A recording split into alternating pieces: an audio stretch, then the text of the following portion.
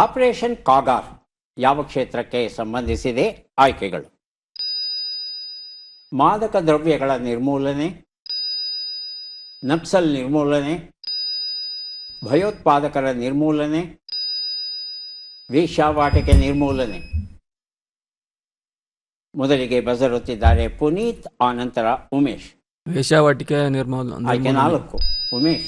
ಮಾದಕ ದ್ರವ್ಯಗಳ ನಿರ್ಮೂಲನೆ. ಆಯ್ಕೆ 1. ಉತ್ತರವನ್ನು ನೋಡೋಣ. ಆದರೆ ಸರಿಯಾದ ಉತ್ತರ ನಕ್ಸಲ್ ನಿರ್ಮೂಲನೆ ಆಗಿತ್ತು.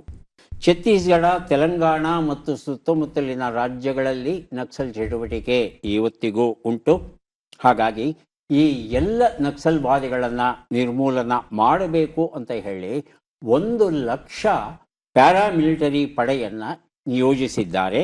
2026 ಒಳಗೆ ಎಲ್ಲ ನಕ್ಸಲರನ್ನು ಬದಲಾಯಿಸಬೇಕು, ಇಲ್ಲ ನಿರ್ಮೂಲನ ಮಾಡಬೇಕು ಅನ್ನೋ ಹಿನ್ನೆಲೆಯಲ್ಲಿ ಈ ಆಪರೇಷನ್ ಕಾಗಾರ್ ಅನ್ನೋದು ಆರಂಭವಾಗಿದೆ.